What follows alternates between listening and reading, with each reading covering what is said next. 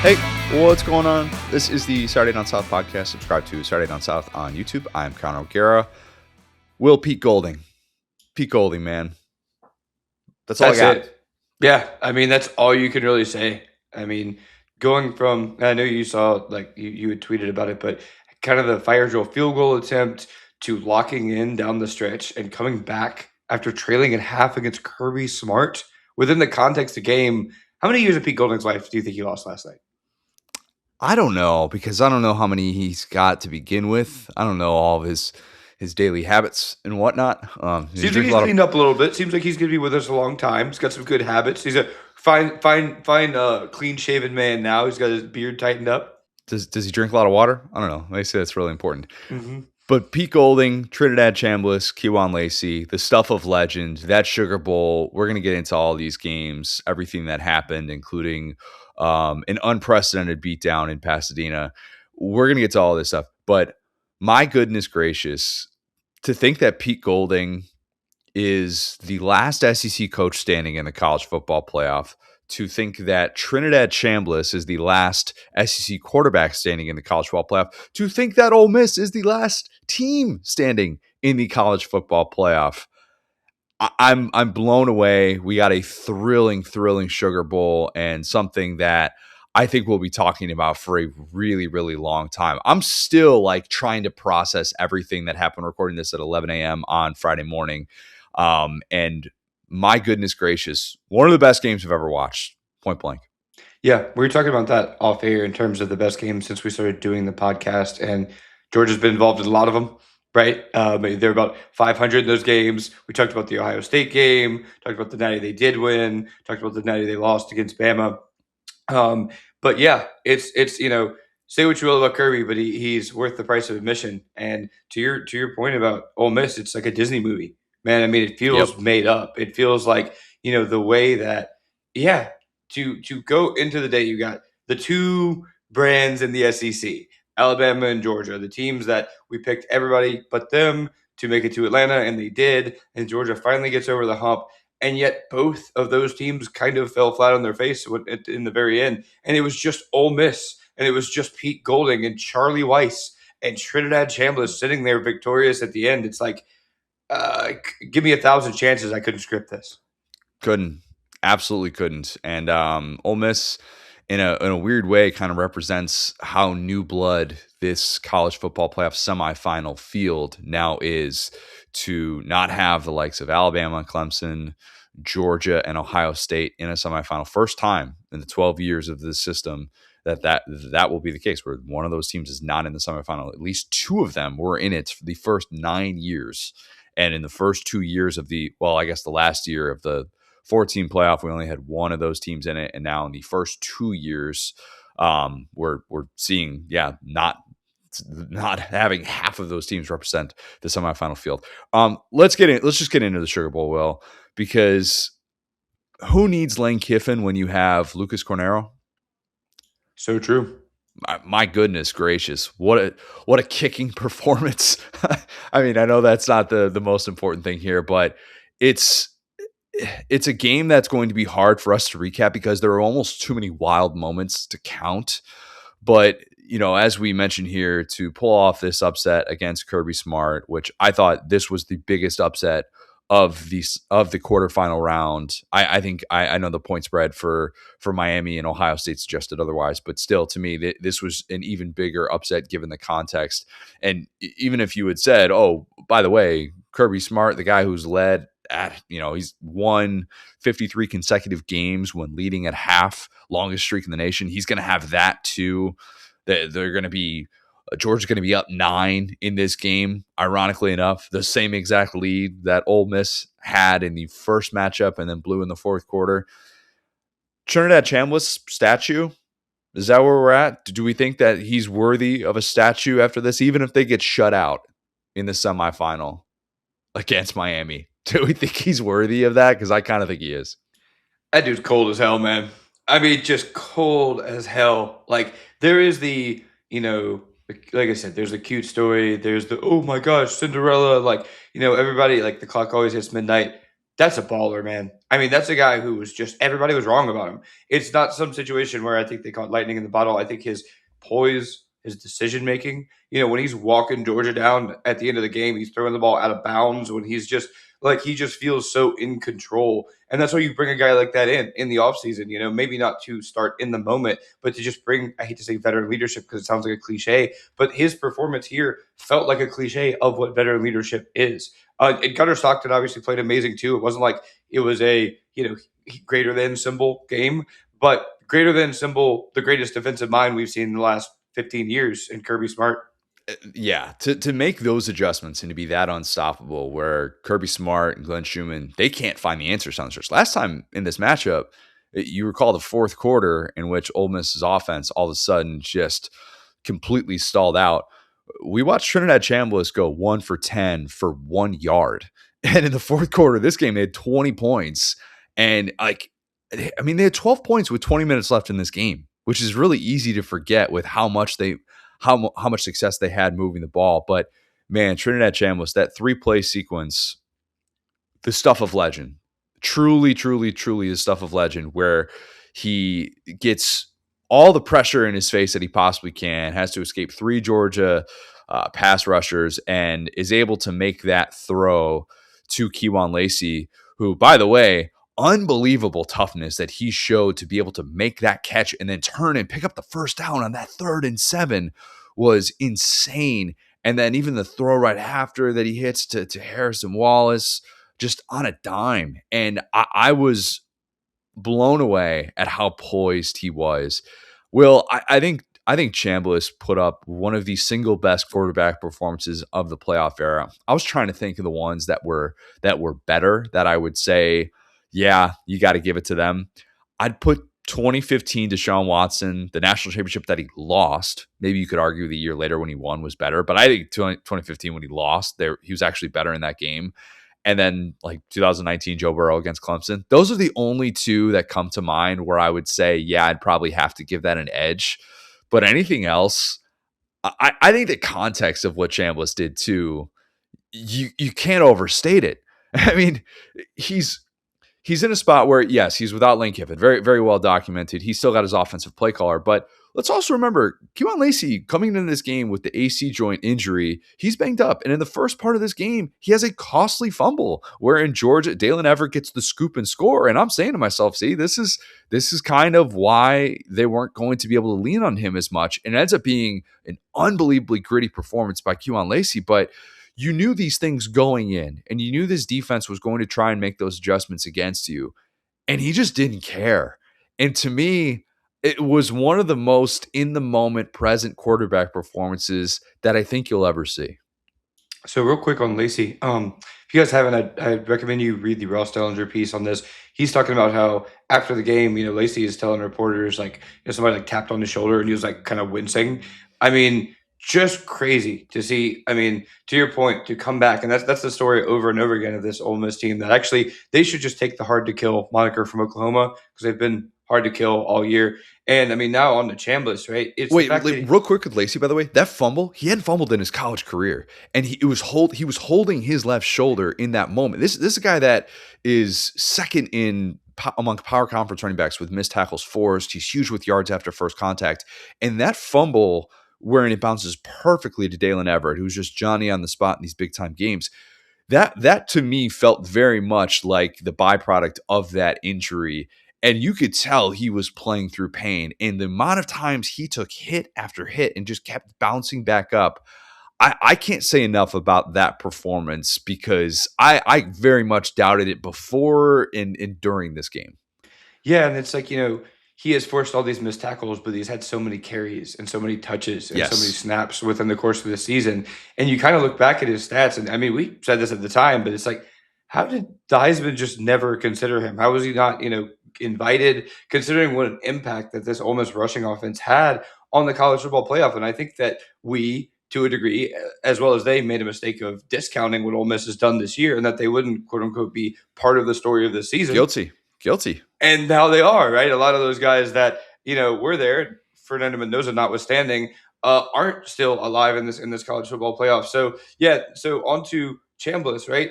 there were so many elements of what we like to see in the Max Duggins, the Stetson Bennett's, the gritty, poised, like in the moment, got to have it play performances. But this is also like a, 300 plus, 362-yard passing day by him. So it's counting stats, it's the decision making, and obviously, like I said, he was like purposefully getting incompletions at the end, so his completion percentage is going to take a hit off of that. But that being said, it's like, you know, and we talked about this in the preview actually of Indiana, Alabama, trusting your guys and trusting those 1v1 matchups. It was like he was able to identify every time one of his guys got behind the defense, every time one of The his guys dribbling was. throw. That's exactly what that was. Where he gets off the line and that was an anticipation throw, and the throw that he had in the end zone too. Anticipation. He was all over it, completely dialed in, trusted scheme, trusted matchups. And I mean, against, Robinson, against these Georgia DBs that are so heralded. You talked about Dalen Everett. Like the fact that he would even go to his guys one on one, even in incompletions, just to say, I'm not scared of you, dog. I'm going to put this right in your grill, and I trust my guy to make a play. And I think that more than anything, is what we're seeing wins you modern college football playoff games, is the ability to say, hey, we're not going to get cute and run it sideways. That's for the regular season. I'm going to look at you right in the face and say, I'm better than you, dog. And yeah, it was 4 quarters of that. I assured at Chambliss. I think you hit on this exactly, but the way that they were kind of punched in the mouth to be scoring 12 points, right? You come out of the half, you have that weird field goal situation. You force a stop on Georgia, you get a turnover on downs, and then or like the offense sputters, and then it's just touchdown, touchdown, touchdown by Ole Miss. Again, within the context of that game, to be stopped and punched in the mouth and to go, no, like this is winning time. We got to lock in. Again, there are no words, man. How about Harrison Wallace? How about a guy who ends up having 156 receiving yards in this game, receiving touchdown, every big time catch he made, he was there. Stribling also was incredible. We talked about that, setting up the game winning field goal. But Harrison Wallace is the guy who was on Penn State's roster, and in the semifinal last year, when everybody's saying, man, Drew Aller just doesn't have any help, 0 catches by the Penn State receivers, Harrison Wallace was told that he was part of the problem. All right. And all he did in this game was be part of the solution for a historic Ole Miss victory. And it's just a good reminder of scheme, and getting away from James Franklin is sometimes a really good thing for you. And the ability that he had in these moments, and so many of these guys that were not here last year. We're not here when Ole Miss was supposed to have its most talented roster ever last year. And so many of these new faces that have just kind of roll with it. Just kind of roll with it. Just, oh, you're going to tell us that this coach is leaving and that coach is leaving, and oh, we're going to be, going into the college football playoff, with questions about our defense here, and this unit there, and oh, our running back's banged up. None of it matters. None of it matters. And to me, that is just the ultimate sign of resilience for a group of 18 to 22-year-old kids. And you just can't say enough about that, man. Like, I said going in, and this was the clip that we published on social, which I'm sure I'm getting all sorts of comments after the fact, of course. But I stand by this. I said going in, to stare down this Georgia team with the way that they were playing, with how few weaknesses they had going into the college football playoff, we said it was going to take a heavyweight type of punch to be able to beat this team and knock them out. That's what Ole Miss delivered. Like, look at the plays that they made to win this game. You could say Georgia made mistakes, all right? Ole Miss made unbelievable plays on both sides of the ball to be able to win this game, because even that play where Suntaran Perkins completely, for whatever reason, confused the left side of the Georgia offensive line on 4th down, where Kirby got desperate with 10 minutes left in the 4th quarter and Georgia's down 3. That was a huge moment in that game too, where Perkins steps up and they did things defensively that Pete Golding deserves a lot of credit for, that at least made it difficult on Gunnar Stockton, who took a beating in this game. My gosh. Real quick, Will, maybe this is a little bit of a sidebar. Gunnar Stockton was definitely concussed, right? I don't, as much as he can be concussed. That's the thing about Gunnar Stockton, is that it's just hard to tell, because from the time the first whistle was blown in this game, he was getting punched in the mouth. And I love really quick that you hit on that clip, because if someone viewed that as a hater and said, Connor said, what's Georgia's weakness? They haven't shown us their weakness. Someone's going to punch him. They got to punch him in the mouth. That's exactly what they did. Yeah. You were right in the sense that It wasn't, oh, well, they can't run the football. Oh, well, they struggle in these situations. It was, if you want to beat Georgia, you need to just punch them in the mouth. And again, that's exactly what Ole Miss did. So I don't think it's a cold take moment. And I also, like I said, I think it's one of the best games of Gunnar Stockton's career. I think Gunnar Stockton played his butt off given the situations and the fact that the pass rush was in his face all night. I think that he was outdueled by Lacey, or not by Lacey, but by Chambliss. But I think that, over and over and over again down the stretch, it felt like Vintage Georgia. The 2 throws that he made where he's just getting demolished. I don't know how one of them, there wasn't some, in the NFL, you would have been like ejected for one of those hits. But where he just knows he's going to take a shot, and still delivers that on-target throw on the left side. And then his best throw of the day was the 4th down throw that he had to Zachariah Branch, that he just layered right over in coverage. He knew he was going to be in that exact spot. Zachariah Branch kind of coming into form as a complete receiver, finding that soft spot in the zone and making that play was huge. And I agree with you 100%. That felt like Georgia was seizing these moments. Okay. The fake punt. How about the fake punt, man? That's straight out of the Texas playbook. How did that not lead? That, the guy probably would have had it if he kept the ball. And he goes back to passing and everyone going, no, don't throw the ball. Like, you have the first down, just go take it. And it's just right into his hands. I mean, yeah, that's the thing. I feel like Georgia was hitting on all cylinders. I don't think you know what? I was wrong. I said Georgia had to beat themselves. They did not beat themselves. I think like you said, I think they seized every opportunity. I think they were able to get Gunnar going. We're going to talk about the decision to throw the ball versus run it a la Marshawn Lynch, but that's about the only decision, over the course of a game, lots of decisions you'd like to have back in the loss. But the 4th down at the end to settle for the field goal, and when you could have taken the lead and had a touchdown, and Ole Miss gets the stop. Like, bend, don't break. Yeah. That's what they've been all year. Yeah. And so, I mean, that being said, like, I don't want to come out here and say, well, Georgia beat themselves. They puked on their shoes. Like, this is full credit to Ole Miss because I think they got Georgia's best shot too. I do too. I really do. Before we get to Georgia, before we get to that side of it, Ole Miss's offense against Miami's defense. Sign me up. That's going to be really fun to watch. And I can't wait to see what Trinidad Chambliss does against this Miami defensive line with the way that they've gotten after Marcel Reed, the way that they got after Julian Sayin. I mean, those guys were sacked a combined 12 times. Chambliss has only taken 1 sack in the last 3 games. He took 5 sacks in that Florida game. It was kind of like, dang, what's wrong with this Ole Miss protection? Things look like they're kind of breaking down. And since then, he's been pressured 21 times and he's taken 1 sack. Like, his ability to escape pressure was everything in this matchup because it just didn't really feel like Ole Miss was ever really behind the sticks. And when they were, he could just find a way to escape and get that big time conversion. So I can't wait to see what it looks like against that Miami defensive line, which is just foaming at the mouth looking at some of these offensive lines, some of these respected offensive lines. I think that matchup's going to be great. Don't let anyone convince you that this matchup sucks. It does not. It's just your standard 6-10 matchup in the Fiesta Bowl. If people are hating this matchup, leave. Go watch the NFL. The ratings aren't going to be good. No. You know what's funny is like Miami's a big enough brand. That's one of those college football's better when Miami's good. So I don't want to hear anything about this matchup. But yeah, man. I mean, when on the last day of 2025, right? You start the day, you got Ole Miss's path. It's okay.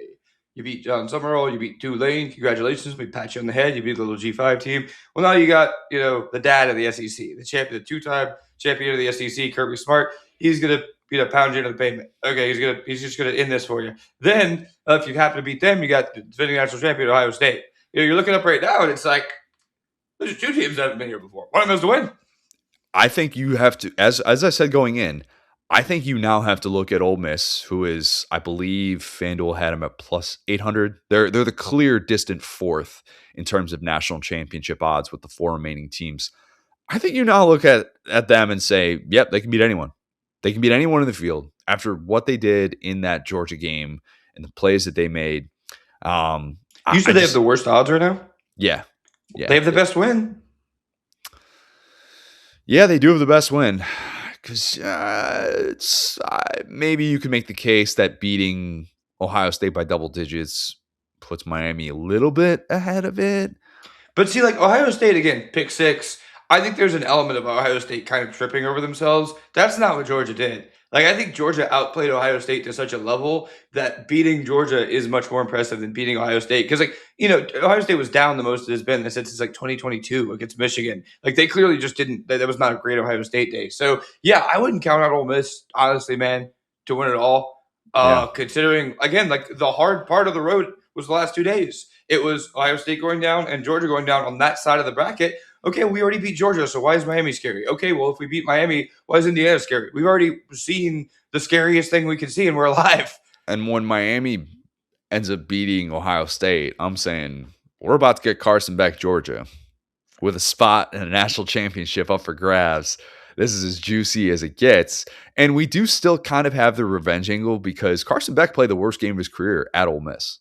So there's at least still that too. That game last year with Georgia, he was terrible in that game. He got walloped in that game.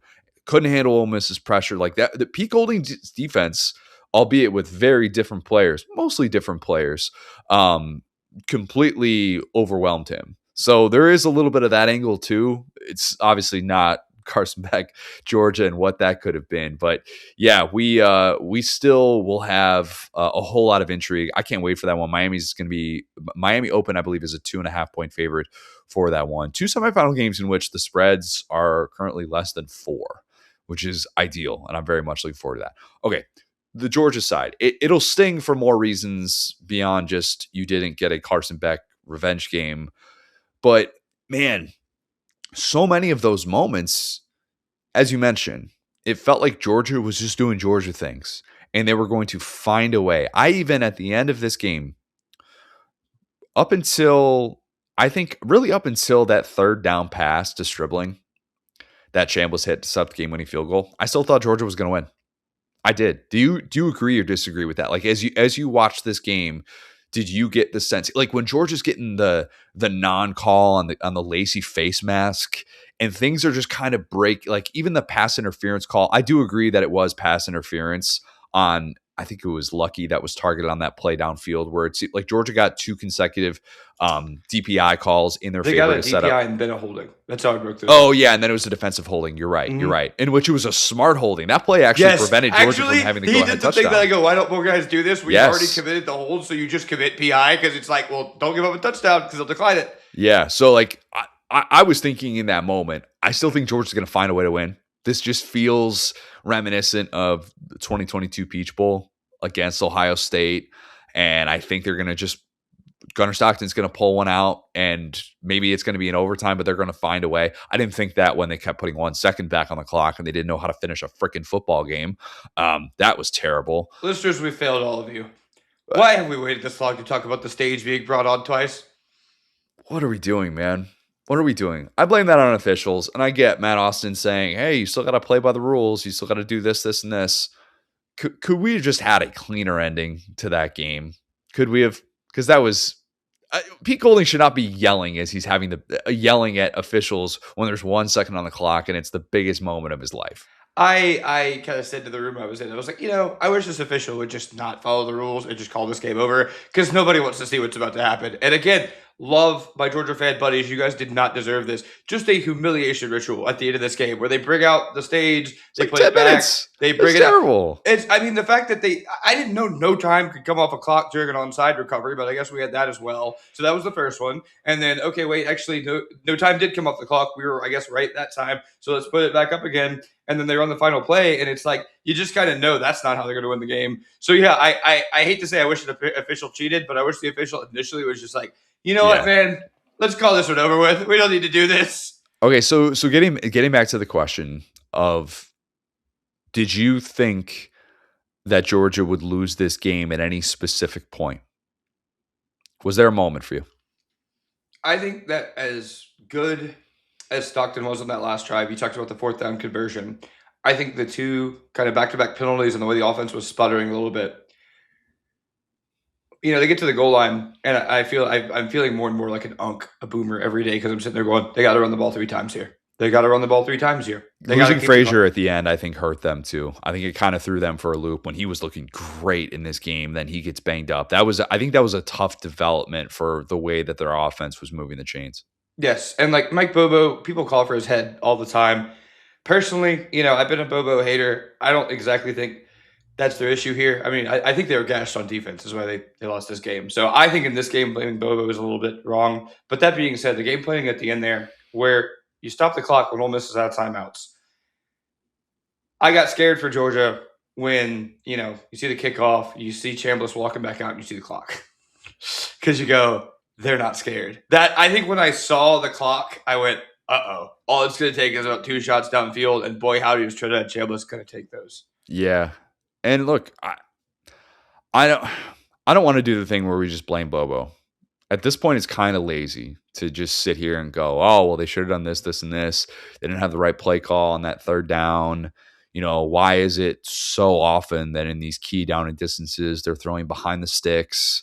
How is it so obvious what Georgia's going to do on a third down spot when Cash Jones takes the field every single time? Cash Jones, by the way, had one of the best games of his career. Every time he comes in, I could hear Perry and my Georgia fan buddies screaming obscenities, and yet he balled. I got to give him credit. Yeah, mostly. He had one play that went for like 0 yards. I think it was on third down. You're just like, okay, this is the plan. It is interesting though that there are 5 finalists for the Broyles Award as the best assistant in college football, and Bobo's the only one on the offensive side of the ball. And yet there are people in this game, both with Georgia affiliation and not with Georgia affiliation, who are like, dang, Bobo is the reason that they're losing these games. And in his 3 years as OC, like their national championship path ending losses have all been games in which people have been left frustrated by that. I would actually defend Bobo more so than not.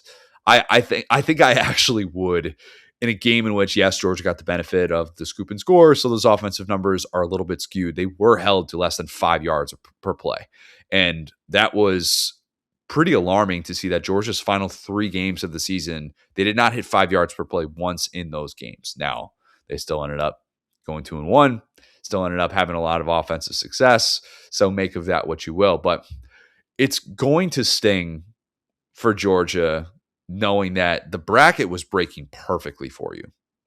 Perfectly. Ole Miss without Lane Kiffin? You mean if you get that, then you get Carson Beck, the guy that Kirby Smart and Glenn Schumann game plan against and probably picked off in practice a whole bunch of times? You mean to tell me you get to sell that angle? That's your path to get to a national championship? And then, oh, by the way, you could face Dan Lanning in a national championship, or you could face Indiana in a national championship. Like, sometimes you can get so caught up in looking at these paths. I'm not saying that this is what Georgia did. This is just totally from a fan perspective and from an outsider's perspective that it makes it that much worse to know that. And Georgia fans could very well watch the rest of this field and just wonder what if. And it's not to say they deserve to be there, but it is to say that they felt like in a given day, they could have won a national championship. Now, they won't get that opportunity. I'm not saying that they deserve that opportunity, and it's a totally different story than what they dealt with 2 years ago when they were in, when they ended up going 13-1 and they were left out of the playoff with the SEC championship loss. But it's an opportunity missed. It's an opportunity missed with a team that had a flair for the dramatics. And you don't always guarantee that, because I know there are a lot of people looking at this Georgia roster going, well, it was kind of a year away. And they're going to return a lot of talent. They're going to return a lot of production. And next year, they could have a lot of momentum with some of the key pieces that they're set to return, especially if they make a few of these big splashes in the portal, as everybody expects. But as we saw in 2024 with Georgia, there's no guarantee that your team is going to have that sense of urgency. This team had that. And that's going to be the question I have for Georgia moving forward. That's what's so perplexing about it, is the answers are so far from obvious, right? It is so lazy, I agree with you, to blame Mike Bobo. I can specifically say, like I said, I don't love the third down call there, and also say Mike Bobo's not why they lost this game. When you give up the 3 back-to-back touchdown drives, there's the defensive score in the second quarter, right? So I'm not counting this as offense when I say this, but Georgia was able to score 21 points in the second quarter. And if they were to just hold on there defensively, and with a coach like Kirby Smart, who has back-to-back titles, it becomes harder to ask these honest questions of, how did your defense kind of do that at the end? That's the only reason I think we would blame Mike Bobo, is because we're a little bit scared to question Kirby Smart there. I think that's fair. I do, because I'm not going to sit here and pretend to know all the X and O's of why you have certain coverages on in key spots. Okay, I'm not going to sit here and pretend like I know the exact wrong reason or the exact right reason why Georgia's pass rush could not get home and why Chambliss could escape multiple guys, Dude, that because Mike Vick play where he's running backwards was one of the coolest things I've ever seen in my life. it really was. And then he He does the did the flip to thing. Lacey. It's Yeah. like he doesn't know he's not in high school. I mean, I've never seen other than like Lamar Jackson. I've not seen a quarterback in college go 30 yards backwards, and you go no, no, no, and then just on target. Yeah. Oh, I guess we're combining two plays because I was talking about the first one, the flip to Lacey, and then he had the other one where he continues moving, and then he had Yes. yeah. Sorry, I was adding on to that. I wasn't saying the same play. It's Right. like it's frustrating for Georgia's defense because what do you do about that? It's kind of the point we're making. Yeah, like that's okay. You did what you're supposed to do. You just need to be able to tackle and make the play. And I do think that I think Georgia lost this game for two reasons. Trinidad Chambliss extended plays and hurt, I think, a vulnerable Georgia defense on the back end. Like Stribling ran the perfect route in that spot, and for press coverage, he beat it. The throw had to be perfect. The route had to be perfect. The get off, all those things. Dusty Dvorak had a great breakdown afterwards with SVP. And I was like, that's just better offense. That's just better offense in that spot. And you can coach up all these different things, but the reality is Ole Miss made more plays. And that's kind of the lazy take. And then the other reason, Ole Miss had an all-world kicking performance. To have that type of kicking performance in that spot from a Western Kentucky transfer, I mean, lights out. There was zero doubt whatsoever about that last kick. And we've watched these college football playoff games knowing that kicking has been a total liability. The Lou Groza Award winner, Tate Sandell, could make a kick. Now, different conditions obviously led to that, but you just can't take these things for granted. And in a game that came down to those moments wherein Ole Miss won by 5, they really won by 3 if we're being honest, but making 3 kicks of 47 yards or longer in those spots, man, I don't think that could be overlooked either. And we could be having a very different conversation about these two teams if Ole Miss just simply misses kicks that a lot of college kickers miss. Yeah, absolutely. It is a play the results thing. But I do want to kind of move on to Georgia because I just kind of wonder back to back SEC champions, back to back home playoff games, and we're having kind of the same conversation in back to back years. It's 3 consecutive years without a trip to the semifinals for a team that started off very clearly as the team of the decade. And I think that's still in play for Georgia. I've said before, if you win 3 national championships in a decade, you pretty much had that title locked down and you're still in your glory age. And that's the good news. But do you have tweaks to make? Do you have, if you're Kirby Smart, a tweak to make that is a little bit more obvious than simply getting rid of Mike Bobo, who again is the lone offensive coordinator who is a finalist for the Broyles Award? Those guys don't get fired, all right? So I'm not saying the same things that I was last year, and I honestly don't even think that it was just totally scheme that let this team down. But yeah, you have to look at some of these things and go, all right, where are we coming up short? It does feel too often in Georgia's passing game, like if Zachariah Branch wasn't able to make a big time play, then they were lacking some of those options. And I don't know if snapping your fingers and getting a Cam Coleman fixes that. We'll see. We'll see how that plays out because they made the moves you're supposed to in the portal at wide receiver. And Zachariah Branch was worth every freaking penny, even better than advertised. Imagine Lincoln Riley watching that guy and the plays that he was making as a complete receiver.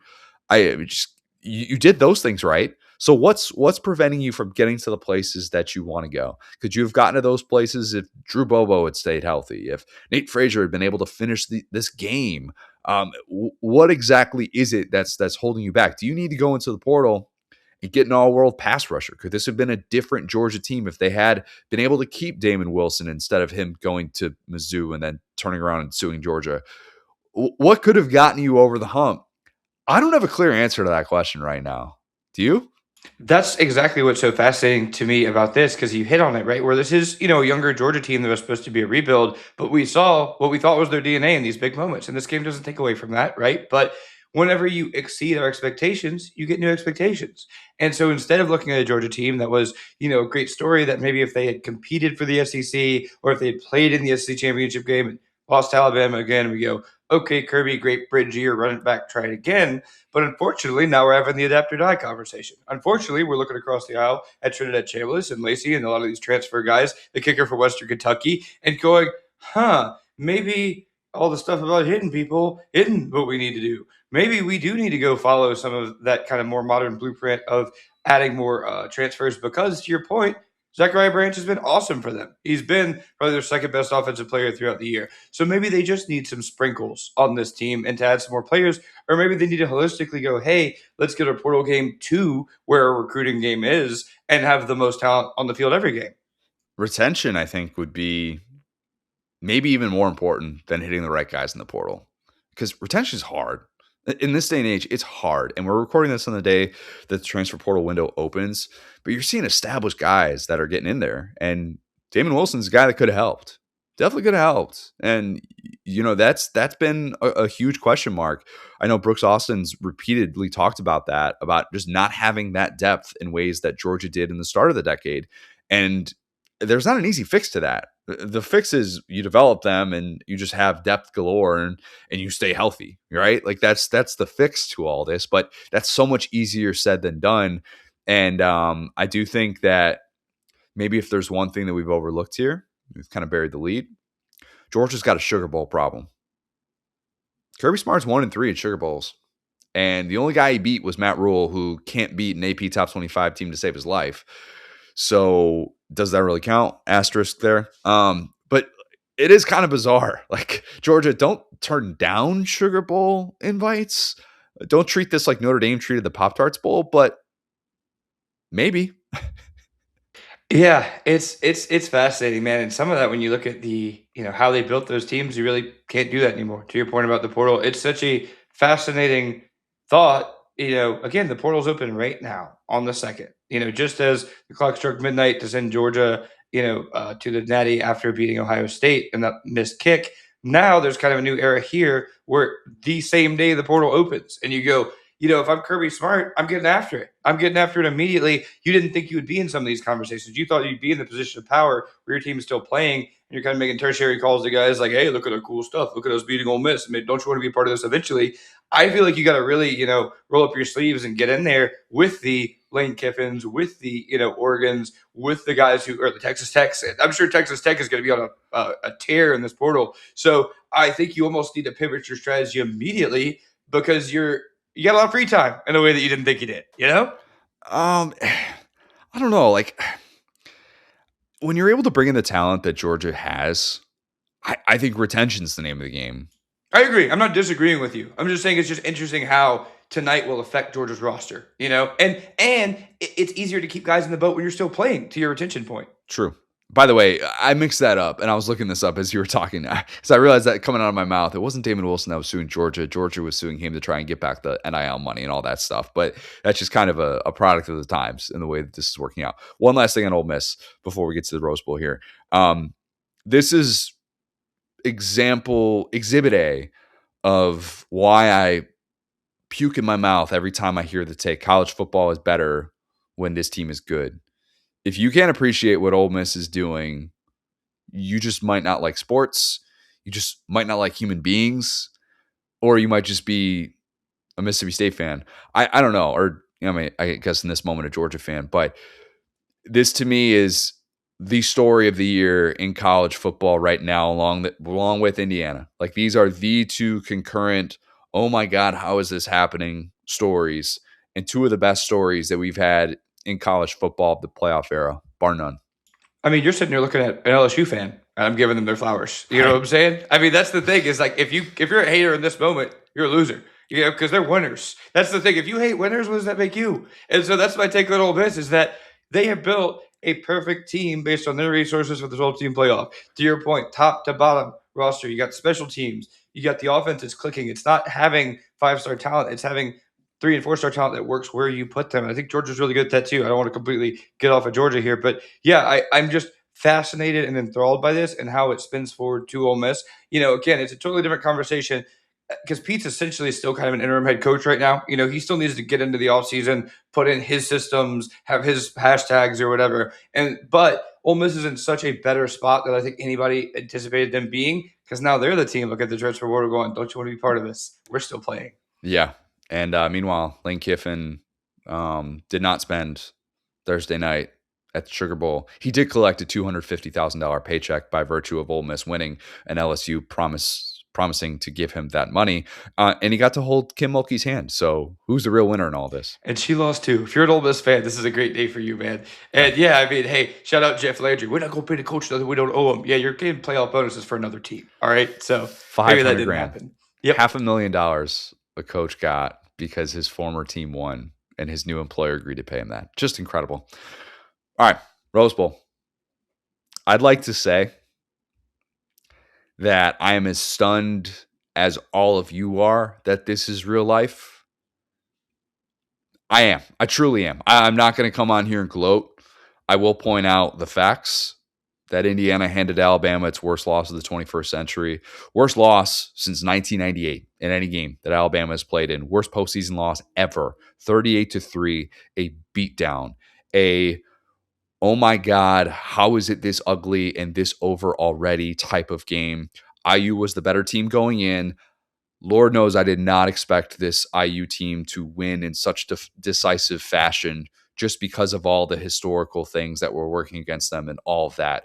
But once this game actually started, the least surprising thing was that Indiana continued to dominate because it was very evident from the jump. They kept their foot on the gas the entire time. And Will, I don't know about you, I thought the game was over when that 4th and 1 sequence happened where Cignetti just completely outcoached Kalen DeBoer. No idea what Bama wanted to do ultimately. Do you? I still can't figure that out. Run sideways. We talked about it. Don't run sideways at these big moments. It makes you look like a coward even if it works. Oh, I hate it. It was such a bad – Chris Vanini pointed this out too, of the amount of direct snaps that failed on 4th down in the quarterfinal round. It was a guaranteed loss and a failure and a turnover on downs if you did one of these plays. And if you missed this sequence and why it was so significant at this moment, basically Bama lined up to punt on 4th and 1 from their own 34 early in the second quarter. IU was up 3-0. And then Alabama looked like they wanted to go for it. Timeouts are exchanged. Bama does end up going for it. And instead of putting the ball in Ty Simpson's hands, they... Really quick, let me just stop you there. Their initial plan was to get Kurt Cignetti's team offsides. Correct. Which just shows to me you don't know how this game is going to go. Because that guy's going to feed... If you jump off sides there, he's going to feed you to Sharks live on air. You don't do that for Kirk Cignetti in that moment. It's not a viable option. You're wasting a timeout. Herbstreit called it out with 6 seconds left on the play clock. He's like, you don't do this against Indiana. And then they show Cignetti on the sideline. He's just got his classic smirk on his face as if, buddy, you thought that was going to work? What are you doing? And sure enough, Bama ends up eventually running this play wherein Daniel Hill gives a pop pass to Jeremy Bernard, who's been great in some of these spots. Go back to the South Carolina run that he had. They put a lot of trust in him in the ground game to do some of these different things. But it was pre-snap window dressing. It was the exact type of play that Indiana could snuff out. And sure enough, Johnny on the spot, they were not fooled, and it gets completely blown up and ends up being a huge turning point. Indiana takes advantage of the short field and it's kind of off to the races after that. But man, that play to me was the moment in which I said, I think Bama's cooked. It's so early to say that. It was what, 12 minutes left in the second quarter. And I said, I think Bama's done. I don't think they're going to be able to do anything to pull one over on this IU team. And then sure enough, they absolutely could not. Talked about it in the preview. Weaponized arrogance. Alabama has had the ability to just look across the field and go, I'm going to do what I want right now. And they looked at the other team that said, that just laughed. Didn't say anything. Didn't even acknowledge them. It was like the Scooby Scrappy-Doo picking them up like, oh, you're going to do what you want to do right now? That's adorable, sweetie. I love that reference, Will. You know I do. Scooby's got a very special place in my heart. Scrappy, not so much. But, it did feel like that dynamic. It did. And it's so crazy how role reversal this game felt. Indiana just looked like a Nick Saban era Alabama team. in every way. And instead of Alabama looking like Alabama, it looked like the plucky underdog who was overwhelmed at the uniforms across from them. And that's such a strange thing to process. And I've had so many people ask me over the course of this season, how is Indiana doing this? Like one of Lauren's good friends is a Florida grad, and she's like, how's Indiana doing this? And I try to keep it like a one sentence answer because Lauren doesn't want to hear this as she's on the phone with one of her friends and she's signing off from an hour-long conversation. I'm just like, coaching, discipline. They're everywhere all the time. They always know what's next. And you saw it throughout the course of this game. And even when they have those lapses, they find a way to just, they're always going to make the next play. And they just move on. And they do all these little cliche things that become so evident and so robotic. And that's why Cignetti, being a robot, feels perfectly fitting because Saban was a cyborg. I used to say Alabama players felt like robots. And when A.J. McCarron had the blow up of Barrett Jones in the national championship against Notre Dame, and I was like, oh, is there like something with the microchip that's like not working or something like that? And Indiana looked like robots in this game, and there was nothing that Bama was going to be able to do to overcome that. The real dagger wasn't necessarily that, I guess, because it was still 3-0 at that point of the game. But the real dagger was when it's 10-0. It's late in the first half, and Ty Simpson scrambles, picks up the first down, but instead of kind of just going down and knowing where he is in the field, he's trying to get a couple more yards. And Bama has every intent of making it a one-score game going into half and feeling like, all right, we're going to be able to make this a 60-minute game. But instead of going down, Simpson stays upright. He gets popped in the back. He fumbles. He cracks a rib. And it's kind of all she wrote. He tries to play early on in the second half. He can't. Austin Mack comes into the game in the middle of the third quarter. At that point in the game, Bama still had not crossed 100 total yards of offense. That tells you everything you need to know. Well. Who can't cross the 50-yard line now? Doesn't feel... Ain't no fun when the rabbit's got the gun. My God. That's a good... Yeah. So, okay. Really quick before I forget, the candy stripe pants, when are they coming out? I said I wouldn't have, and I don't know why I was calling them pinstripe pants for moments. I got thrown off. I'll blame myself on that one. Bad IU grad to have that. The candy stripe pants have not been worn. They have not been purchased. I might need to get some Rose Bowl swag because I saw some of the stuff Home Field was putting out, and I was like, that's going to sell out in 2 seconds. Victor Oladipo wearing Home Field at the Rose Bowl with Indiana. Just wow. My aunt texted me. One of her good friends was at the game. My aunt is an Indiana grad, and she's texting me and was like, "Look at the 3 seats that are reserved in front of me." It's just John Mellencamp and his entire party was just like right in front of her the entire game. That's fire. Surreal, very, very surreal. This was an unfluky beatdown in every way, completely unfluky. Yep. And it was joyless murder ball from IU. They outgained Bama 215-23 in the ground game. What year is it? What universe is this? I think you hit on that perfectly. It's that we were told over and over and over again, well, that'll never happen again. The Nick Saban era is over. Transfer portal. NIL, these kids are all saying 6'7". You can't do joyless murder ball. You can't. It's not possible. And then we saw live, hey, kid, that guy did it. And you know what's so funny, man? Like, I asked this question after that game. Is Curt Cignetti the best Saban assistant going right now? And all Saban assistants left in the college football playoff, by the way, yes, which is wild to process that. That's crazy. And all the Georgia fans said, back-to-back titles, Kirby Smart. Blah, blah, blah. Here's why this gets scary. Alabama was still that help for Georgia. And Indiana just came in and said, dude, we've been like parallel doing our thing over here. We're so not worried about you that when we finally do get our chance against my former employer, against these 5-star talent, against all this different stuff, we're not even going to have a rivalry here. It's going to be the hammer-nail rivalry. And you hit on that perfectly where it goes, I can sit here, you can sit here, Marler can sit here and pick Indiana, but to watch with your eyeballs one team in red with IU on their helmets just put belt to butt on Alabama, change has got to happen. Yeah, I wouldn't put Cignetti ahead of Kirby because winning 2 national titles to me still takes the cake. Last year's team was probably, if schedules had been a little bit more balanced, Indiana was probably like a 9-3 team that in any previous iteration of the college football world that existed wouldn't have been a playoff team, would have been like a New Year's Six bowl team, maybe. And that would have been fun. But to me, I would still give Kirby the edge. But at the same time, if you were taking a coach moving forward, you would have to consider. You would have to consider. And I'm not going to sit here and tell Georgia fans they're wrong if they take Kirby Smart. Lord knows I've had some of my issues with Cignetti coming into this year, but it is interesting that those two teams were at odds. Go back to the offseason when Cignetti's taking digs at Alabama because of the scheduling stuff. And Bama's sitting here all frustrated about the lack of inclusion in the college football playoff and felt like Indiana just got that spot. And I actually hated what Cignetti said about how, we're going to take Virginia off the schedule. And because we're going to start scheduling like an SEC team. And Bama, meanwhile, is like, well, we have two power conference foes in non-conference play. Like, what are you even talking about? And I actually defended Bama on that and think that Bama had a leg to stand on, even if I hated Bama's perspective on the playoff discussion and didn't feel like that Bama team had earned it. So these two teams were at odds, and they didn't get a chance to face each other last year. So all of that was just hot air. None of this was hot air of what happened on Thursday. This was belt to you-know-what, beat down. And it wasn't just a Heisman Trophy winner playing out of his mind or something like that.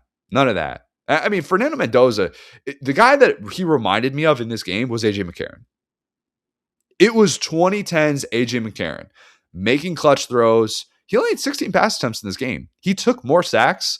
And by the way, Kane Wommack did a really good job early on in this game dialing up pressure. I think they had two sacks on that first drive of the game. He had more sacks taken than he had incompletions thrown in this game. It's 14-16. That was an A.J. McCarron-like line. But his throws were clutch. He was on target. He always kept you on schedule. He wasn't taking those big-time negative plays. He could use his legs effectively. And he just did things that winning quarterbacks do. And I know that gets thrown around a lot in sort of a boring way. But I thought that Mendoza's performance was understanding everything that was working in IU's favor against Bama in ways that A.J. McCarron, I thought throughout his career, always did such a tremendous job of that. This is so funny, man. I mean, yeah, sub 200-yard day by Mendoza with 3 tutties. You know what I'm saying? We talked about Becker versus Ryan Williams. Becker was awesome. Yeah, I think I think you just gotta hit on it. Like, this was just wire to wire, and so I kind of wonder. I'm with you, man. Womack, I think, did a great job. I think that they held the water as long as they could, and I don't know. This might have hit me a little bit different. I don't know if this kind of came across your desk, but did you see the Mike McDonald quote about Ryan Grubb? I did not see that, but I can assure you that Mike McDonald, just guessing before you get to this, Mike McDonald, who fired Ryan Grubb after one season as the Seahawks offensive coordinator, I can imagine he had some issues with the lack of ground game production that the Seahawks produced last year. And, well, I mean, they still can't really run the ball well this year. But, yeah, I'm sure it was related to that. It was go look it up because it wasn't like he completely name dropped him, but he just went on this tear about offensive coordinators that kind of just be calling whatever. And he's just like, go look at good teams and what their identity is. He's like, they have an ethos, they have a scheme. That what their identity is when things get hard. He's like, there's some OCs that just call stuff because it looks cool, or call stuff because it worked against this team. Oh, this worked against this team, so we're gonna practice it. We're gonna try to get it, hope it works again. And that's what Indiana did. They had their identity. They stayed within themselves. And to see that quote juxtaposed with Ryan Grubb with the 4th down call that you brought up earlier, which is, I'm going to call something cool here. We'll see where it goes. Whereas Indiana is, it's not a performance by Mendoza. That's what makes it so special. That's what makes them so terrifying. It's the fact that they stuck with their identity. They stuck with running the football and falling forward 4 and 5 yards every single time, when it would have been easy to get greedy and throw the ball more and give Alabama a shot. So, yeah, I think this was a team that was just in phase, locked in from whistle to whistle. It just felt like IU was so well prepared for this game in ways that Bama was not.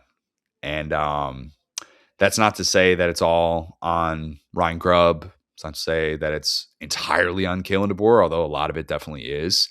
I think some hard questions need to be asked about Alabama. I don't know what the future holds for Ty Simpson. He was very emotional, clearly. Crushed him that he could not be back out there after he took that hit and had the rib injury. I think that if you are of the belief that he's automatically gone, I would say hold off on that belief Just you never know. He did get pretty emotional. Could just be simply not wanting to see his season end, whether that's his college career or not. I don't know. Um, I could sit here and tell you that they need to spend big on a running back because my God, how is it possible that Indiana's got two running backs that are dominating in ways that Bama can't? And actually, Bama was okay running the football, but they're still going to end with their worst rushing attack since 1955. They were completely dominated in that phase of the game. And you could say, like, they need a difference maker back there. They need a guy that can run through contact. If Mizzou can get Ahmad Hardy, if Ole Miss can get Kewan Lacey, if there are teams that are making big time moves at running back, then why can't Bama? Why is it simply, oh, Bama is, going to get a random guy from group of five level. And then meanwhile, the best guy in their backfield is going to go off to Michigan and be, one of the best running backs in college football when he's healthy, and Justice Haynes. So I think that you look at that area and say, okay, that needs fixing. They very clearly need to spend big on the offensive line. Like Indiana's offensive line was the MVP of the Rose Bowl.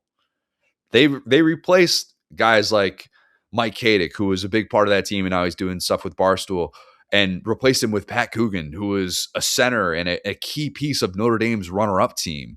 And they've, like, IU has spent big in those areas. And I know that Texas Tech has spent big as well in those areas. And people are going to, some might dismiss it in this moment because of the way that things ended against Oregon. But man, I think that there is a real need for Bama to look internally and go, what's beating us? What's beating us? Because we had the most obvious weaknesses of any team left in this quarterfinal field. And what this game confirmed more than anything else was that Bama had too many weaknesses to be a national championship team. They were not a true national title contender. And when you have as many obvious weaknesses and it plays out in this way, in a dominant way, I'm not saying that every day Indiana shows up and beats Alabama 38-3, but they did on this day. And they did so in a way that exposed all of your weaknesses. We talked about this with Oklahoma. I don't want to say this right after their loss because it felt a little bit mean. It's obvious at Oklahoma that losing a playoff game won't get you fired there, right? Because that's what they do. At Alabama, you got to ask yourself, are you a team that is okay with losing Rose Bowls? Because that's not what you've been for pretty much my entire life. And, going back to the Bryce Young era, right, where you can talk about the offensive line that was led by a guy who Lane Kiffin, funny enough, just hired. But you start to see that little bit of leak. The receivers aren't as good as they were. The offensive line isn't as good. The running game isn't as good. Your quarterback is being asked to do more. Ty Simpson looked like 2023 Bryce Young to me. Or sorry, 2022. His final season. Not Heisman season, where it was like I said, I felt bad for Bryce Young that year because guys weren't getting open. The protection wasn't there. That's how I felt about Ty Simpson. And him getting injured in this game is so tragic and yet so poetic, where it goes, that's what playing quarterback at Alabama used to look like. It used to look like Fernando Mendoza. It used to look like you could show up and get an A on the group project. So I'm fascinated by what the expectations are and what the ability is when that DNA has been kind of split between Indiana and Georgia. As far as we bring our guys in, we don't lose guys. We have a culture. So I'm, a bit a big DeBoer guy, a bit a bigger Ryan Grubb guy than almost anybody. But I am fascinated here. It feels like this isn't a quick fix. It feels like, to your point, getting a running back helps, but the offensive line is the problem. And I do question this, Will, because I am also someone who has defended DeBoer when he wins these big time games. I say, all right, let's stop putting his name in for these other jobs or saying that he's about to leave or anything like that. But this is the thing that he needs to really look in the mirror and figure out what's going wrong here. Bama had 3 games this year in which it looked completely lost. No answers. And several last year as well. And several last year. I would argue 2 last year. I would argue 2. I would argue the Michigan game. I would argue the Oklahoma game. Yep. Where it was like in all phases, we got nothing. Nothing. No answer. Nobody's going to stop the bleeding.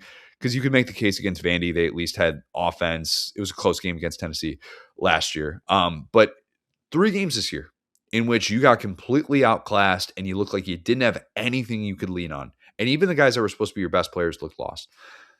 Games were in the middle of the third quarter. It was over. DeBoer has to figure out the biggest culprit of that. because I'm not going to do the thing where I just ignore that this was an improved Bama team from last year and say that he's on the hot seat. If you want that type of lazy analysis, I'm sure Brandon Walker can feed it to you on a silver platter. All right. But his in-game processes need tweaking. They just do. And it's so painfully obvious when Bama's ready to roll. And the Oklahoma game, you get credit for that. You get credit for that unbelievable comeback, okay? And you did things that you didn't do all year by coming back down 17-0. Did things that you hadn't done in the first 2 years of the DeBoer era. And that's great. But far too often, this team has been more of a one-trick pony, where it's almost like if their prep isn't at the level that they think it's at, then they can't make those in-game adjustments. And again, I don't know that there were in-game adjustments to be made against this Indiana team. They very clearly ran into a buzzsaw, and they got the worst possible outcome for that. Okay, that's a weird thing for me to say out loud, but it's the truth. I said coming into this, like Bama could win this game 3 times out of 10. I'm down to 1 or 2 times out of 10, and maybe even that's ambitious. Let me feed you a loser line here. I mean, the rain and the field conditions worked against them. Worked against Bama. Or worked against Indiana. Worked against Bama. Because I remember seeing the weather reports and going, oh, God, the team that can run the ball is going to win this game. I mean, I think that did compound. Like, that was bad. Yeah. That just goes to show you, though, your ability to make adjustments. Yeah. Yeah, that's your exact point. Exactly. I'm just saying, it's like, yeah, maybe this isn't exactly as bad as you are, but whenever everything says you got to run the ball today and they just can't do it, I think that encapsulates it. So, yeah. Yeah. Ryan Grubb has work to do. Offensive line has work to do. I still believe in Kalen DeBoer more than I don't, but he's got real legitimate questions to be able to answer. So really quick on that. I mean, DeBoer, like I'm with you as far as lazy analysis. I think DeBoer's done enough.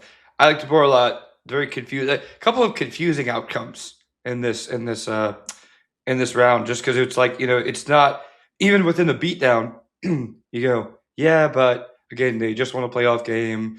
Things could be better, things could be worse. So, do you retain Ryan Grubb after the season if it's your call? I don't have the context of, because I thought about asking that question here. I don't think, for what it's worth, I don't think Kalen DeBoer is going to fire Ryan Grubb. And that's just telling me. Like, it's reality what we should do. I don't think he's getting fired. I don't think he's fired. I think significant changes need to come to this ground game. Significant overhaul. Because if you don't, that's the type of thing that will linger, and it can be your undoing.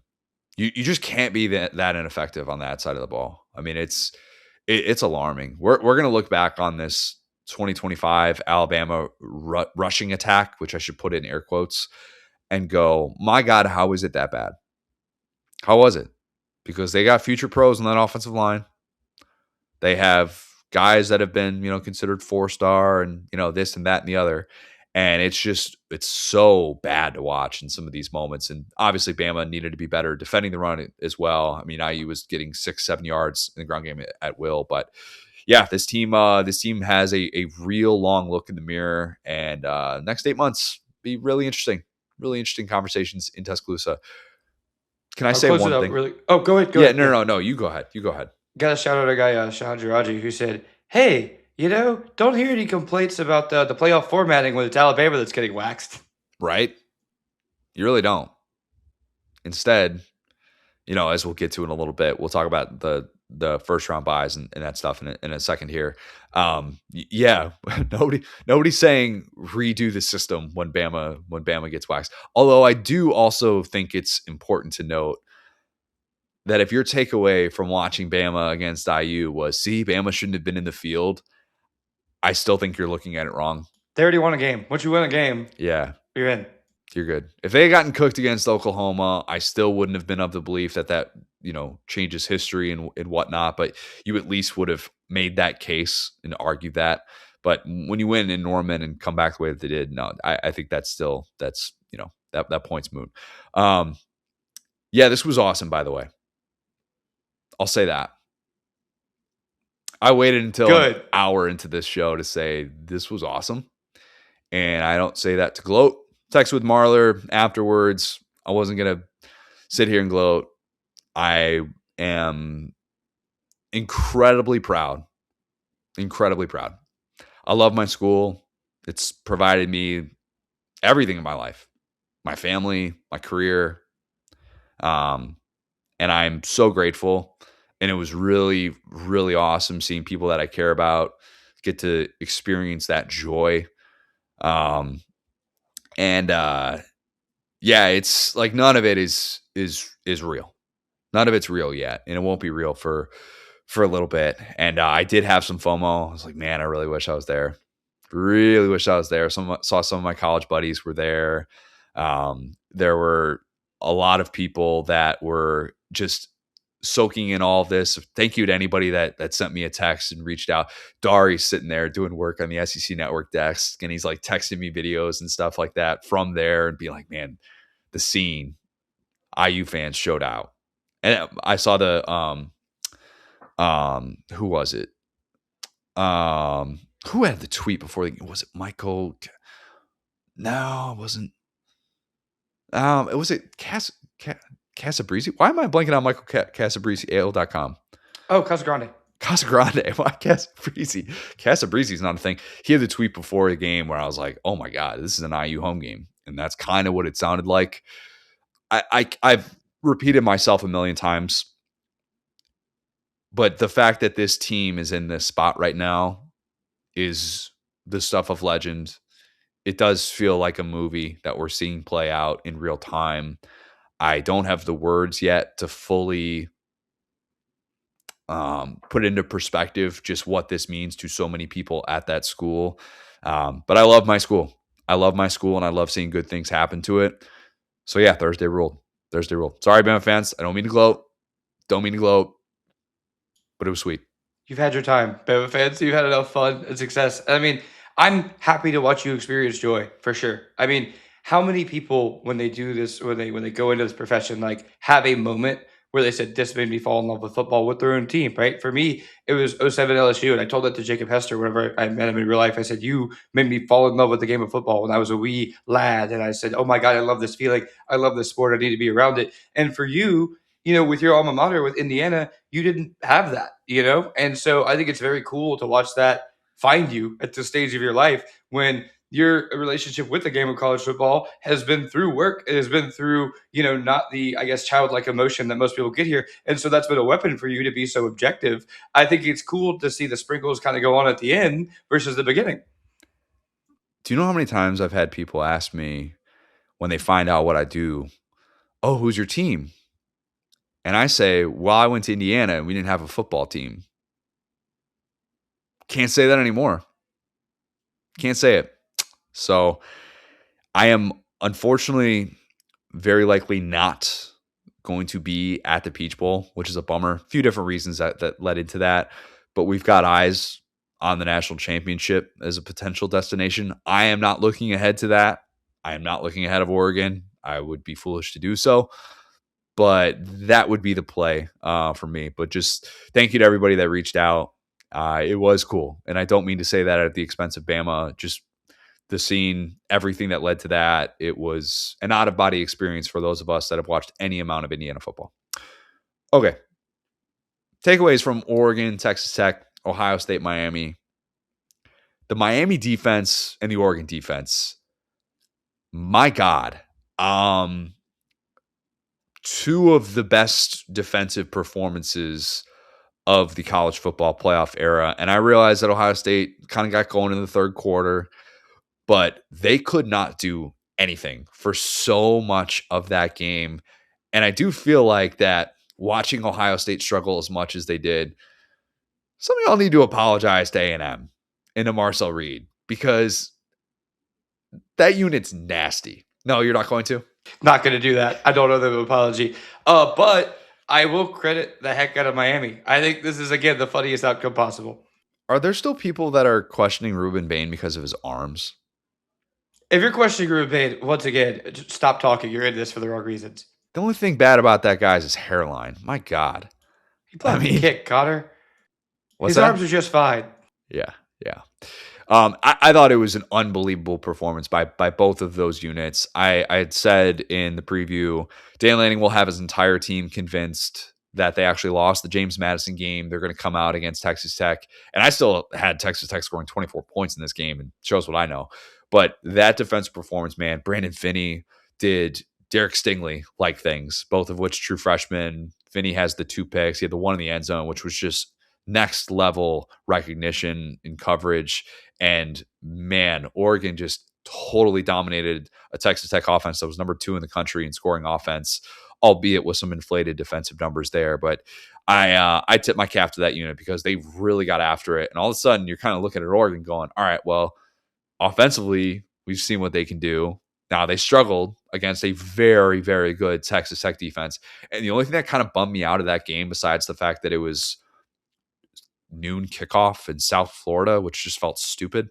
Oh, dude, imagine if you went out party New Year's Eve in Miami and you Still show drunk. up Still drunk. just to watch your, if you're Texas Tech, watch your team score 0 points. You're still drunk. The sun's coming down and you're watching just barf first half. Just sounds like a hangover, dude. Yeah. Just only failed 4th down conversions, couple of kicks. It was a really good Texas Tech defensive performance too. I love David Bailey. I love the no glove look that he always has too. Like he batted every single Dante Moore significant pass. Dante Moore did not play particularly well. He didn't play as big time as I thought he was going to in this matchup. And Oregon won that game, even though offensively they did a lot of things wrong, a lot of self-induced mistakes. But all of a sudden, you're looking at both, I think, the Miami defense and the Oregon defense going, okay, that's not going to hold them back from winning a national championship. Yeah, the Uiagalelei brothers continue to be offensive coordinators. That's pretty good. Uiagalelei. The Uiagalelei brothers continue to be offensive coordinators' worst nightmare. It's good to see one of them decide to do this by playing defense. True. He looked at his brother's struggles, but maybe I could force some of these plays and they could be happy for me. But no, I think it was like I hate to just dump on Texas Tech's parade. I think Oregon has their best football ahead of them. Let's put it like that. I think a lot of Oregon's problems in that game were self-inflicted, where DJ Moore took some bad sacks. He made a couple of questionable decisions, but I think that they were in a position where, again, they kept their foot on the gas, and I think they never really, to me, this one never really felt in doubt from Oregon's standpoint. I think things, hopefully, from Oregon's standpoint, will be different if they get into a game that is truly back and forth. I hate to say it was playing with their food, but that's the only logic you can give me for this offense. It still feels a little bit sleepy after 2 playoff games that they've won, by the way. That's the funniest part of it, is that they're finally winning playoff games, albeit against JMU and Texas Tech, right? Not like perennial powers, but the offense still, let's be positive. Let's say they have their best football ahead of them. Their offense was not sleepy against JMU. It's JMU, so you take even their really impressive defensive numbers with a grain of salt. But Oregon was averaging 17 yards per play for like the majority of that first half against JMU. You're right. I'm saying it. I hate to be a kid. I hate to be a hater, but it's like taking that off the board because they're not like one of these established names. How about this? If they continue to play this way on offense, I'm a little bit worried. I think they have some improvements to make. For sure. And if they just don't allow any points, they will also win. So big key. If you give up 0 points, you can't lose in a playoff game. Exactly. The takeaway that a lot of people had watching these first 2 games of the quarterfinal round was we have to change the system because 1-7 is the mark for teams with a bye in the first 2 years of the 12-team playoff. Still no first quarter touchdowns for the 8 teams that have had a first round bye and then have played in that quarterfinal game. Outscored 51-3 in the first quarter. I think that's what the number ended up being. IU was the only team that won, and IU was the only team that had a first quarter advantage, which is bizarre. And Dan Lanning was the one who was very out, like saying this game should be played in Lubbock, Texas. That's the fix to this. And you can't just snap your fingers and do it, because the reason that this isn't as obvious, because everybody's suggesting that, right? Like you saw that on your timeline, I'm sure, right? Of, hey, Absolutely. Just move these games at home. The reason that this will be messier, because let's not get it twisted. I want home games in quarterfinal rounds. I very much want home games. The only way that it could have been more surreal for IU is if that game would have been played in Bloomington. All right. Kilroy's popping afterwards. The problem and the holdup will be telling Bulls who have an annual college football playoff game, you are no longer having an annual college football playoff game. Our friends at the Peach Bowl, telling them, hey, we're going to move these games to the quarterfinal, and you, who has a huge financial stake in this, we are actually going to go back to the way that things were. It's kind of like putting toothpaste back in the tube with those relationships. And in my opinion, that's messy. It's still not a good enough reason to continue doing things the way that they are right now. And I don't want to be too reactionary because I think fixing the seating and the way that they already have should take care of some of this. But I think it's been fairly obvious in these first 2 years of you don't really feel like the seeds matter once you get to the quarterfinal round. And if you have these games on home camp on campuses, obviously in the quarterfinals, you continue to incentivize the regular season. Every college football fan signs off on that. And you continue to incentivize conference championships because if you're getting one of these first four buys and then you're getting a home game in the quarterfinal round, that to me makes a lot of sense. If you looked at the secondary ticket prices for these games, like get-in price for the Orange Bowl was like $30. What are we doing here? It costs more to sit down with your significant other at Chili's than to go to a college football playoff game. Yeah, I you know, I don't want to sound like Karl Marx again. One of my buddies texted me. He's like, after you start talking about Elon, it sounds like Karl Marx. But you know, all this stuff sounds random as far as the reshuffling of all this stuff. Oh, this is changing. It all really goes one way. It's money, right? And I think that ripping the Bulls out of this isn't going to happen for money. It's just never going to happen. I mean, I think that, you know, keeping the Bulls involved to the degree that they have shows that those people have power and they're always going to be part of the deciding class. Yep. So I don't think that's ever going to happen. One thing that I think is a little zany, and you keep giving the people, you know, what would it be? Let them eat cake. Is if you let the higher seeds draft the teams they're going to play.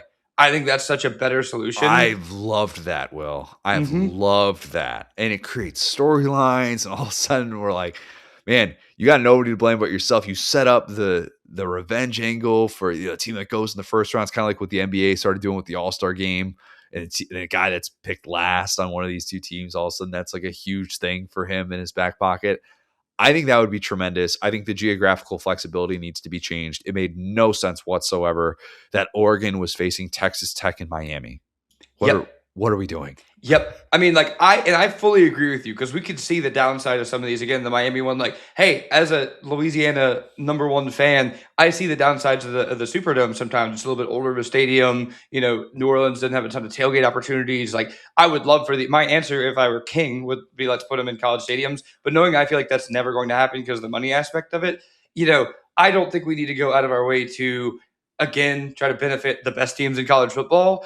I think this is justice. I think that the system of letting them draft the team they're going to play is justice. Because if you look across and say, I want to play that team, Yep. and then they beat you, and you have a bye week to prepare for them, and you'd have to reshuffle it every round, right? Like you would have to let them, okay, now you get first pick. But I think that would make me not feel sorry for any team for losing because look at Kirk Cignetti, man. Like that's the thing. If Kirk Cignetti can outmuscle something by just being crazy, then I don't think it's a real problem. I think everybody else is soft. I don't think coaches would probably sign off on this because they do such they go to such extensive lengths to avoid giving somebody else bulletin board material, and this in itself is just creating bulletin board material. It's manufactured bulletin board material.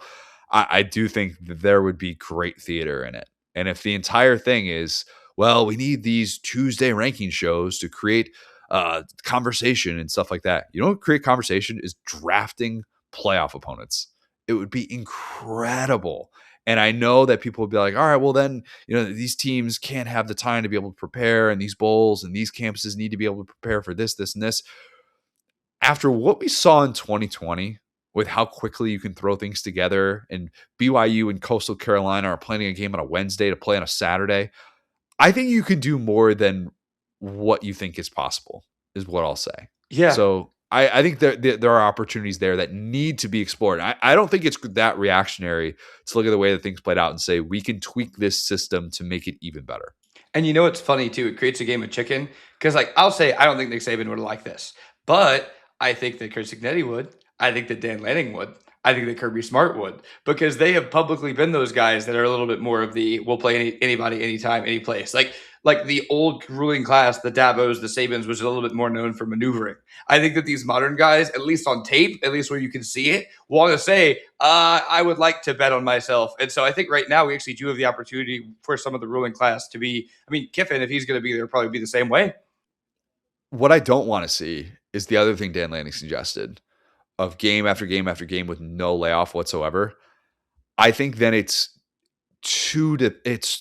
you will look at every single national champion and say, who just avoided injury? And yes, I know so much of that is already part of the conversation. It's a longer season than we've ever had in the history of college football.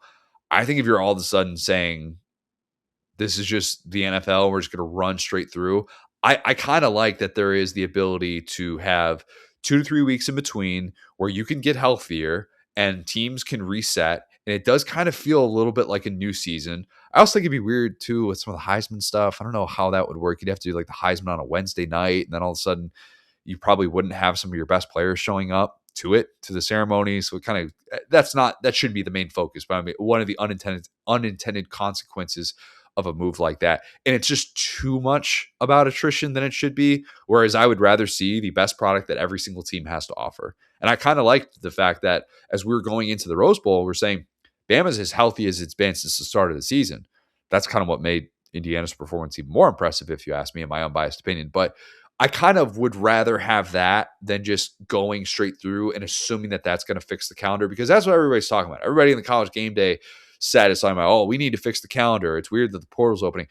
You guys are the ones responsible for this. College football coaches, you guys are the ones that wanted the early enrollees. You want to be able to go to your next job in early December and not have to wait until January. You want all of these things. So I don't know. Everybody likes to just watch these results play out and assume that everything needs fixing, when in reality, next year it's probably just going to be a whole different set of problems. Exactly. I feel like it's fun to talk about. This is maybe one more change we need to make, but I'll close it out on this, right? College football coaches love to complain about the rules. The funniest solve to that would be in a militant fashion enforcing the rules. Like, hey, if I can prove that you tampered with a player, boom, scholarship's lost. Let's do that. Oh, you guys are mad at the rule? What about the rules that you get around? Let's enforce every rule then. What about the salary cap? What about that? Remember when that was supposed to be a thing and literally nobody abides by that and nobody cares, and it's just publicly out there that teams can have $40 million rosters? Remember that? Yep. Rules for me, not for the. Let's get the players a union. All right, if you want to really put some structure in this, that's how you can get this done. Oh, you don't want that, do you? Agreed. Nonetheless, I am looking forward to this semifinal. I am so excited for it, and not just. I'd be excited if it was, not Indiana, and if it was any other team. I think it's so intriguing. It's kind of the exact type of field that if you were bored during the 14 playoff era, this is perfect for you. Like, this is truly perfect for you. Only one team with a post-integration, only one of these teams has won a post-integration national championship. Like, you have teams that just have not been on this stage before, and it's new blood in every sort of way. Like, coming into this year, Will, look at these 4 teams that we have left in the field. Coming into this year, these teams had a combined 1 playoff win, and it was Oregon in the first year of the playoff. That's it. I mean, that's wild. And here we are talking about one of these teams is going to win a national championship.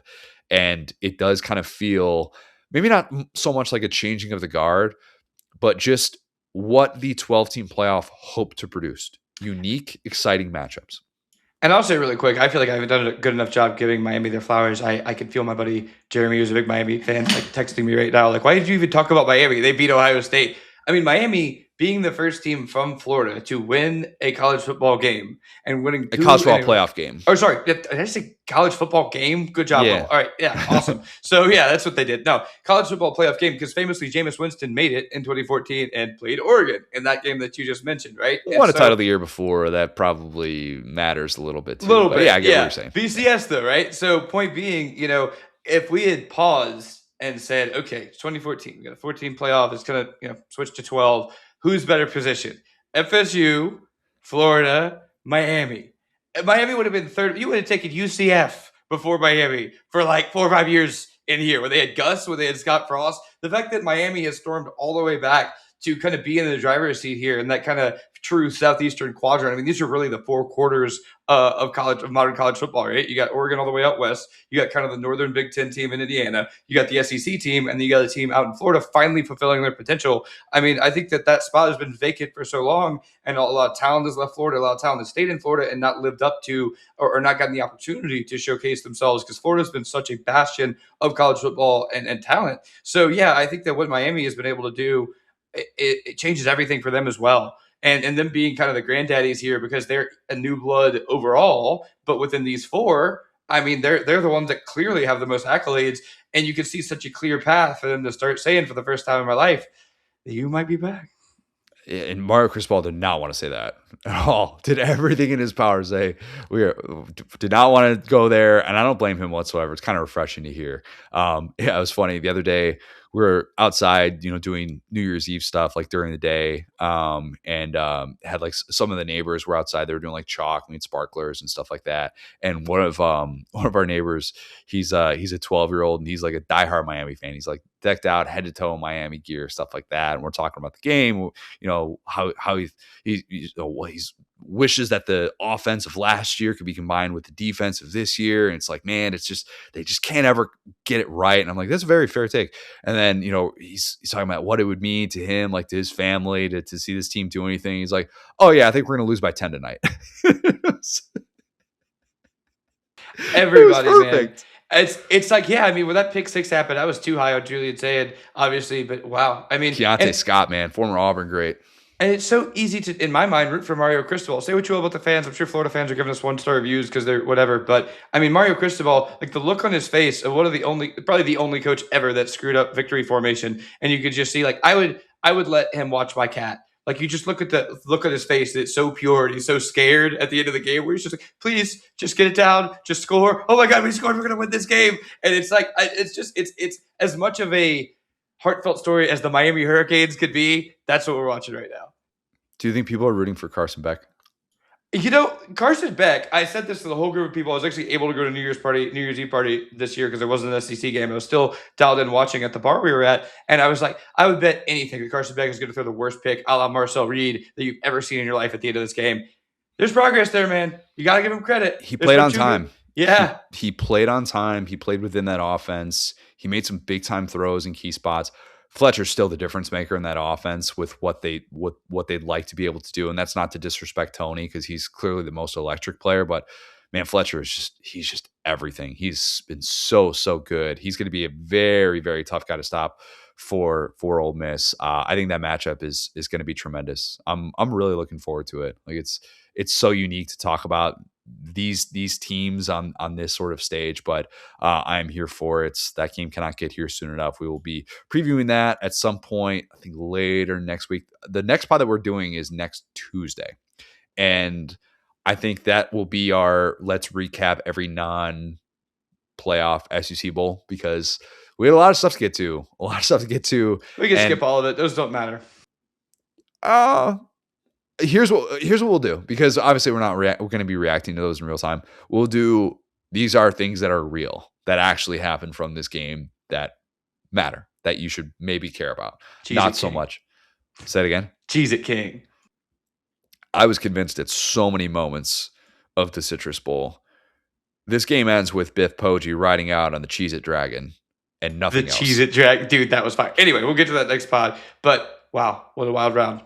What a wild round. It was great. Thank you to everyone who's been rocking with us. First pod of 2026. I know we were a bit all over the place today, but that's kind of what the quarterfinal round was. So, yeah, appreciate you guys listening. Please leave us a 5-star review. Subscribe to our YouTube channel where you can watch every episode of Saturday Down South podcast. Follow us on Twitter at the SCS Pod, at South Down South, at CJ Rivera, at Ghost Hard. Thanks, guys. Talk soon.